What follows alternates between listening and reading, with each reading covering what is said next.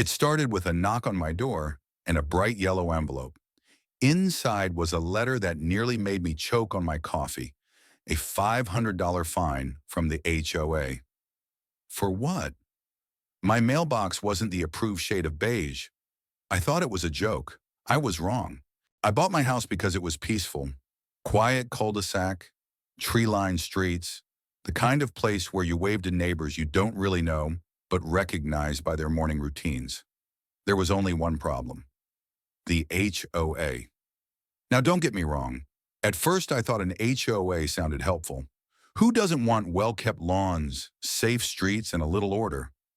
But it didn't take long to figure out that our HOA was less about order and more about control. And at the center of it all was Karen. If you've ever dealt with a Karen, you know the type. Clipboard in hand, permanent scowl, convinced she was the law of the land. But imagine that energy multiplied by official-sounding HOA bylaws, fines, and threats of liens. That was Karen. She'd strut around the neighborhood like a sheriff, jotting down violations. Grass an inch too high, warning. Garbage cans visible after 6 p.m., fine. Holiday lights up one day past New Year's, citation. Most neighbors just paid quietly. No one wanted trouble, and Karen thrived on that silence. But me? I've never been great at ignoring nonsense, and that $500 fine over a mailbox color was where I drew the line. The letter read, "Your mailbox is not in compliance with HOA standards. Corrective fine, $500, due within 15 days to avoid further action." Now let me paint you a picture of this offending mailbox. It was beige, plain beige, the exact shade my neighbor across the street had, and the guy next door, and 3 houses down. But here's the thing, I hadn't just moved in last week. I'd been there 2 years, and no one had said a word. Suddenly, Karen decided it wasn't the approved shade. When I saw her strutting past that afternoon, I stepped outside. "Hey, Karen," I called. "Got your letter. Is this a mistake?" She didn't even blink. "No mistake. Section 14, Article 6 of the HOA bylaws clearly states all mailboxes must be desert sand beige. Yours is taupe." Taupe. She actually said that with a straight face. "Taupe and desert sand look exactly the same," I said. She smirked. "Not according to the board." I laughed, but it wasn't funny. $500 for a mailbox? Her tone dropped colder. "Pay it or risk further penalties." That was the moment I realized Karen wasn't just petty. She was running a racket. I refused to pay. Simple as that. But that only made Karen double down. The next week, another letter appeared. "Failure to pay will result in an additional $200 late fee." The week after that, "Your property may be subject to a lien." Neighbors started whispering. Some told me quietly they'd been fined for similar nonsense. Mailboxes, lawn ornaments, even the color of their curtains being visible from the street. It was all arbitrary, and Karen was pocketing the fines. One Saturday, as I mowed my lawn, Karen marched over again, clipboard ready. "You're in violation. Lawn grass exceeds 3.5 inches. Another fine." I killed the mower and stared at her. "Karen, you're making this up as you go." Her eyes narrowed. "Non-compliance has consequences. If you can't follow the rules, maybe this isn't the right neighborhood for you." It was a threat, and I wasn't the only one she targeted. The Smiths down the block told me Karen fined them $300 for having their car parked too close to the curb. The Lopez family got a $250 fine for leaving Halloween decorations out one day late. Everyone was scared of her, but I wasn't. That's when I decided I'd fight back. I started digging, literally and figuratively. First, I dug through the HOA bylaws. Guess what? Half the fines Karen handed out weren't listed anywhere. She'd been inventing rules, counting on people not to check. Second, I dug into Karen's role. Turns out the HOA board wasn't even functioning properly. Several board members had resigned over her antics, leaving her acting like a one-woman government. Finally, I dug into legal resources. I'm no lawyer, but I know how to research.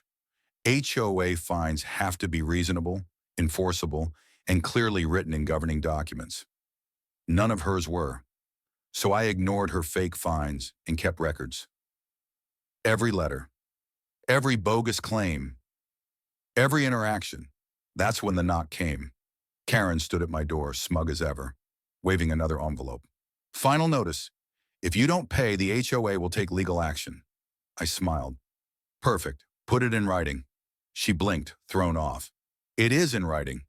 Good, I said, taking the envelope. See you in court. For the first time, her smirk faltered. A week later, there was another knock. Expecting Karen, I opened the door and froze. It wasn't Karen. It was a man in a suit. Mid-50s, calm presence, carrying a briefcase.